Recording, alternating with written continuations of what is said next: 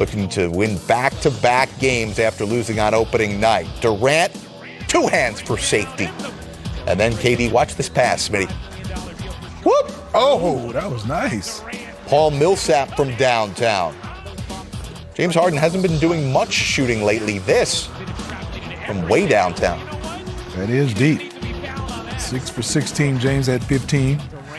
They're having problems getting stops. Yes. LaMelo Ball and the Hornets come in 2-0. Miles Bridges coming off the 30-point game a couple nights ago. Go get it, young fella. Where did that boy go to school? Michigan State University.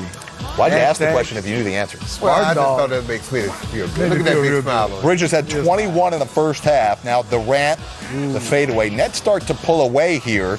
Durant, that's special. Durant, 20 in the first half on 10 of 13. Hit his first 4 shots of the game. Nets led it by 8 at the break. Second half, Charlotte, no good. Harden, the board to Durant. KD, yes. He had 38 points. But that wasn't enough because the Nets had 17 turnovers. Finish. Miles Bridges. Charlotte turned those 17 turnovers into 29 points. Hold it. Boy, he's worked on his jump shot. Back-to-back 30-point games from Miles Bridges. He had 32. Hornets close it out. Ish Smith. One of my favorite. One of the best backups in this league, and when you need him to start it, he can start. In the fourth quarter, Charlotte outscored the Nets 32-17, and most of that work was done by the reserves from the Hornets. James Borrego's squad 3-0. That is the first time in Charlotte Hornet history they've won their first 3 games of the season. Interesting note here from our researcher extraordinaire, Justin Nixon, who's been grinding on this Sunday. Harden only averaging 3 free throw attempts through the first 3 games. Remember, he's led the league in free throw attempts like the last decade. But this is interesting here. I mean, great news for Charlotte, not to poo-poo on them going 3-0 for the first time here, but the Nets, they've got all this talent, and now 1-2. They've had all these distractions with the Kyrie Irving situation. Now they've come out to a slow start. You said it. The new rules are kind of hurting James Harden, Trae Young, some guys who are used to getting to the free throw line 10 to 15 times a game because they can bait guys. Now all of a sudden they got to figure out how to play basketball in a cleaner way and just got to play without hoping the officials are going to bail them out. And I like the new rules because they had got a little skewed and guys were just baiting the officials into all these fouls. But now it's an adjustment for James Harden, guys like Trae Young, because 20%, 25% of their offense was at the free throw line. Well, it seems like the turnovers, is that just a product of all the new bodies that I they've been think rotating so. in and out? I mean, I think a lot of these guys right now are trying to get used to the system. You're getting used to playing each other. I think the one thing is that, you can get used to, even when you start the season, is playing defense and communication. I think right now, if you look at the Nets, they're not bogged down and thinking about defense. And I watch this team. They're going to have to defend until they can get their offense clicking, and I think they're going to have to share the basketball. And there's some guys. Joe Harris is going to have to step up for me. I love Joe Harris, but he's got to be more a factor. For me, 6 shots, it's not enough shots. So they're going to have to get him shots, and he's going to have to hunt shots. He's going to have to do more for them. So much made of the whole Kyrie Irving situation, and rightfully so, but the Nets are relatively deep at that position. Patty Mills, Javon Carter, they can rotate in there. They obviously still have James Harden. To me, the front court is the issue, right? Obviously, they brought back LaMarcus Aldridge. They bring in Paul Millsap.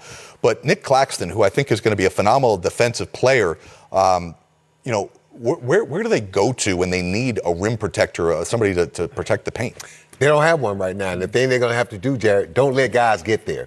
Okay? If you don't have a rim protector like Utah has and Rudy Gobert, you got to shut down that paint. You got to make people shoot contested jump shots so you can box out, and then you can get out and run. Everybody in this league does not have rim protection. The best rim protection is don't let your guy get there.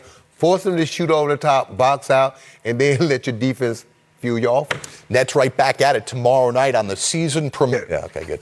Mark liked it too. Yeah, well, there he goes. Mark Medina manning down our LA bureau, our West Coast bureau for NBA.com. Well, Irvin Johnson is tweeting that this is going to be the best game of the season for the Lakers tonight. Before we get into what they have to do against the Grizzlies, let's revisit the Anthony Davis-Dwight Howard saga. What's the reaction coming out of L.A. after we saw some heated moments on the bench between the two bigs?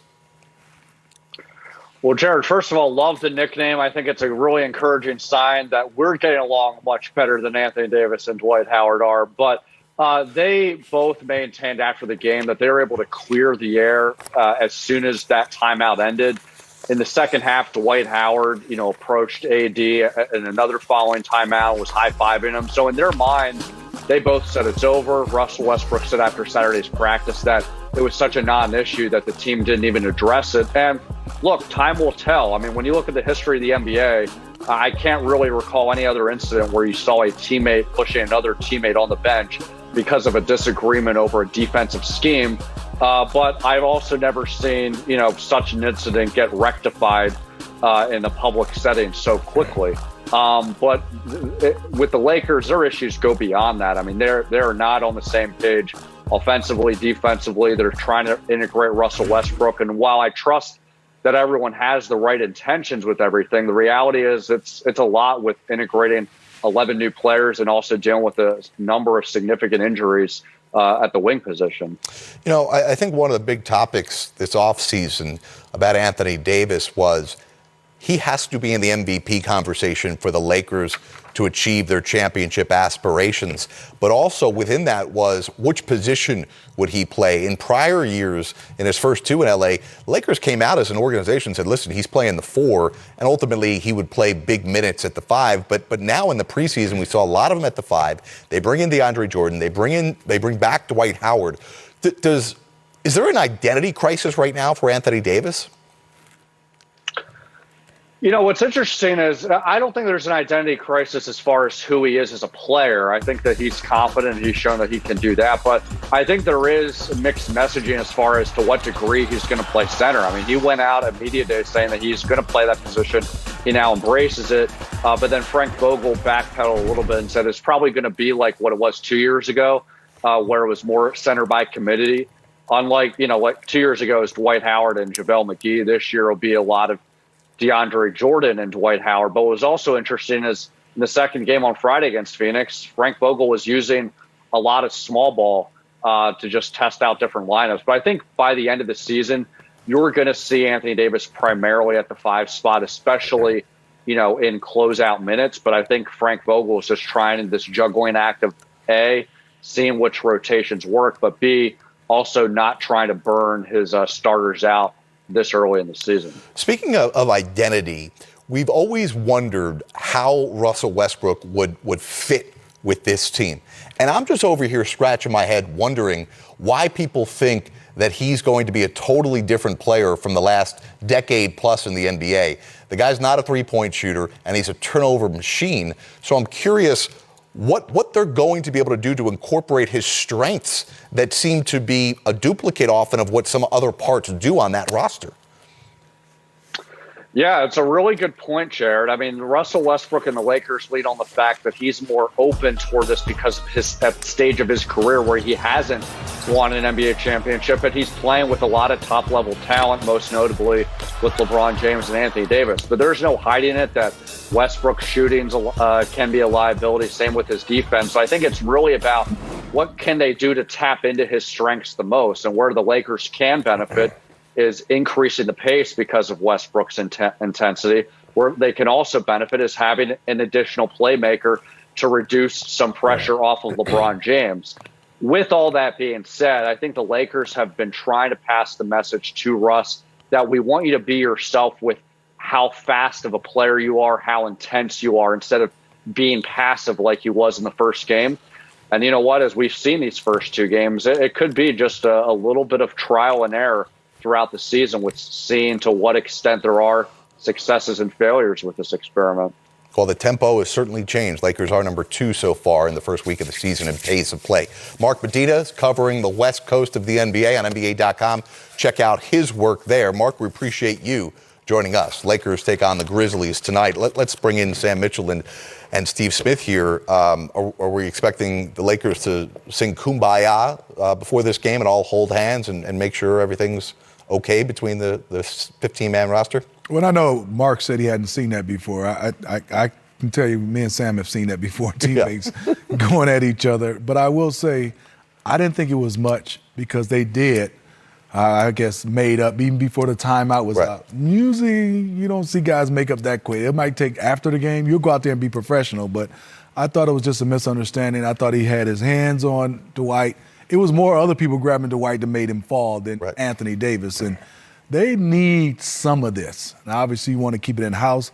I look at for them is they have to find a way, all these superstars, to hold each other accountable and understand is we're going to have to win games ugly. If we can't make shots and everything, everybody's not going to let us run up and down and get easy transition points.